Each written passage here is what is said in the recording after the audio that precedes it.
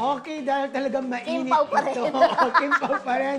Dapat bang magtampo ang Kim Pao sa Star Cinema na inurong na naman ang playdate ng kanilang pelikula? Ay, ayan. So, tayong dalawa lang. So, dapat bang magtampo sina Kim at Paolo sa Star Cinema na inurong ang movie playdate nila? Ay, debate lang po ito, ha? Oo, debate lang po ito. Oo. O, siyempre, lagi po kayong manood at makinig ng Marisol Academy tonight, every Tuesday and Thursday, 8 p.m. Yes, Christy Anota kay Lester, hello. Ayan Okay, na, bunot na tayo. Walang choice kundi ito. Paninindigan lamang po namin. Dapat ba magtampo si na Kim? Ay. Pangit na nabunot ko. Hindi, gusto ko nga yun eh.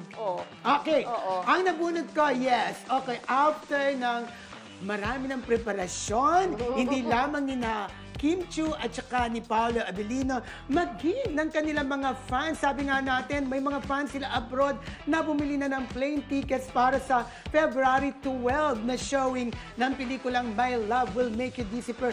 Aba, may karapatan naman talaga na magtampo ang Kim Pao. Siyempre, wag na lang sa kanilang sarili, di ba? Para na lang sa kanilang mga supporters na talagang super effort na talaga para sa February 12 na playdate. Ako, no. Silang bakit? dapat magtampo kasi parang kung ito sasabihin, di ba? Alam naman nila na sa showbiz, kumbaga may mga unexpected or di ba? Kumbaga may mga unexpected things na nangyayari na parang hindi mo makokontrol. So, syempre, gusto naman siguro ng Star Cinema talaga na mas mapaganda pa yung pelikula nila. Kaya, katulad niyan, maisip din nila na hindi pa rin sila tapos sa shooting. Kaya parang ang hirap-hirap madaliin. Kaya, wag na silang magtampo para sa kanila rin naman yan.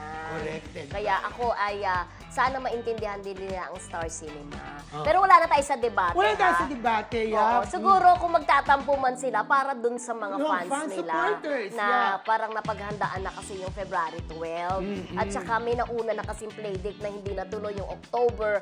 And then ito naman, another, diba? At saka di ba, Mildred, para marami na rin nag-i-schedule ng black screenings for the February 12 playdate. Oo, correct. Diba? Katulad natin, di ba may February 12 na rin tayo, So, di ba? hindi mo talaga maiiwasan talaga na magtampo. Pero yung tampururot lang po. Oo. Di ba ang tawag doon, tampururot, hindi naman galit. At mabilis po na yan nalilipas. Diba? Oo, katulad yan, nakapag-usap na sila at pumunta na yung Star Cinema, di ba? Doon sa shooting ng My Love Will Make You Disappear. Okay, bago tayo magtapos, syempre,